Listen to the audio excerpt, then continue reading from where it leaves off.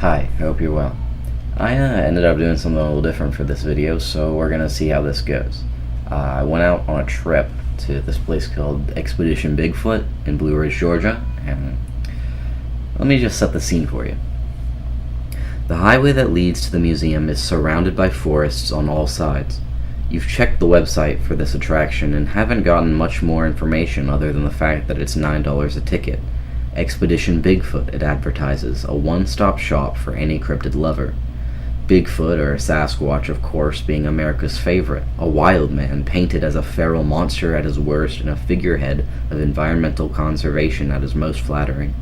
Some relate to the idea of him, some are convinced he represents a real species the sciences have yet to recognize, and some are mesmerized simply by the nationwide phenomena of it all. The highway seems to stretch on indefinitely, as does the forest. Blue Ridge Mountains, the foothills of Mother Appalachia herself, peer down at you as you finally peel from the highway and turn down a gravel road. The building that greets you is unapologetic. It has a huge sign, multiple actually, and not to mention a life-size statue of the big-footed man himself set proudly out front. Music is blasting from some nondescript speaker at the front of the building, and it makes you feel like you're either about to climb Mount Everest or encounter a real-life dragon. Either way, it's hot outside. Heat waves in Georgia go hand in hand after all. So you've got nothing better to do but to dive right in. If I'm gonna be honest, I didn't really know what to expect when I was going into this place. It was advertised fine on the websites, I guess, but I kind of wanted to keep it a surprise, so I didn't look too deeply into it. I think for a museum like this, it's based around Bigfoot. It's based around something that's not really real. So I feel like you kind of have to get creative with it or craft some kind of narrative to make a place like this interesting. Like within the theme of Bigfoot, there has to be like another theme within it. If that makes sense, I don't know. But I feel like they definitely got that. If you've ever seen the show Gravity Falls, I feel like that's exactly the same kind of atmosphere they were going for.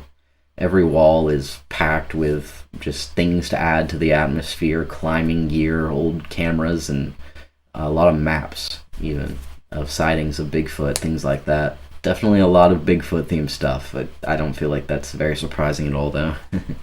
It's also really, kitschy, in a way. I don't even know if that's the right word, but it's also very cheesy. I think it's intentionally done that way, though. There's this music that plays all throughout the museum that's very over-the-top and adventure-themed. I think it really gets you immersed in the experience. I don't think this is a bad thing either. I mean, plenty of horror media and things related to cryptids really take the darkness factor really far, so I feel like in comparison, this is pretty refreshing. I don't mind it, and I had fun going there, and if you're in the area, I think you should totally stop by too. And like I said, I didn't really do any research going into this. I mean, me and my friend Jason, we just decided since it's, close enough, it would be worth it just to go in blind. And before I actually go into what was actually in the museum, I just want to take a moment to talk about the statue here. It was really well done. The picture doesn't really do it any justice. It's just, I couldn't find the exact artist of who made this sculpture, but it was a proper, well-known artist. I think that's pretty cool. Another honorable mention, before we actually went into the museum, were these things hung up on the rafters of the patio just outside the museum.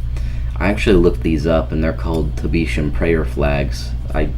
Of course, I don't know the full significance of them, but from what I gather, they're there to promote good luck and ward off evil and things like that, so I thought that was also a pretty cool touch. When we did go inside, I feel like they started the theming off pretty strong. There were warning signs, there were old equipment, cameras, and maps and stuff, and there was one thing I was starting to pick up on too, just the general vibe of the place. I was under the impression that the story here was kind of like, this is where Bigfoot hunters operate, and the museum is just a byproduct of all the gear and evidence they've collected over this cryptid. Something I also feel worth mentioning is the fact that there was a lot of taxidermy in the building, and my friend Jason taught me that taking wide-angle shots of the Bigfoot mannequins is very, very funny. So we have a few of those. Also, more related to the museum itself or the exhibits, I think an especially interesting one was the skunk ape. They mentioned maybe they're related in some way, them and Bigfoot. They also mentioned the Yeti at one point. Maybe they're cousins. Who knows? This museum definitely had fun speculating and, gathering assorted pieces of media from throughout history, and I think it definitely fits the atmosphere they create. There's also a lot of really cool art throughout the museum that I saw. The sign was pretty cool, as well as this one print. I actually got a postcard of this print. I just thought it was really cool. There's also some pretty cool art on the ticket. A lot of the exhibits also consisted of footprint casts, which I can't really blame them for, because I feel like that's pretty integral to Bigfoot, so there were quite a lot of foot exhibits. There's also a lot of newspaper clippings and things from throughout history. There was even a story about how Bigfoot supposedly saved a man from drowning once, which I thought was interesting. There's also a few sections where they supposedly had recordings of Bigfoot calls and howls and stuff that you could, listen to. And I listened to them as well. I don't really know if I would call that a Bigfoot call, though. It sounded more just like some animal call, not really Bigfoot specific. But I'm willing to suspend my disbelief just because they went through so much effort to make this museum. Another exhibit that I found especially interesting was this map where they had little pinpoints marking every single sighting of Bigfoot they've been able to document. I think especially interesting, you probably can't really see it because the photo is so blurry, but the closer you get to a mountain on the west or east coast is, the more likely there are to be Bigfoot sightings and encounters and stuff like that. They also had a golf cart in the museum that was supposedly used in Florida during missions to locate Bigfoot and get evidence of him, and I thought that was pretty interesting. They had a sign by it. Of course, you're not really going to be able to read it here, but it had some pretty impressive sounding technology on it. And of course, it can't be a Bigfoot museum without the life-size diorama of two people trying to fight off Bigfoot from their cabin. I think that's very important to this museum experience. And of course, the Bigfoot mannequins, pretty important too, pretty key. And I think my favorite part of the museum was probably this desk area, where they posed it as this active Bigfoot research center that they were still using to this day to look into cases and sightings of Bigfoot. The Bigfoot skull, too, also one of my favorite things there. I don't know if it's a primate skull or a sculpture or something, but I think it looks badass, honestly. And I will be real, there is a lot about this museum that I'm not talking about just because, if anyone sees this and decides they want to go to this museum, I don't want to ruin the fun for them. I don't want to spoil it, But I do think it's worth going to, and those were the highlights for me.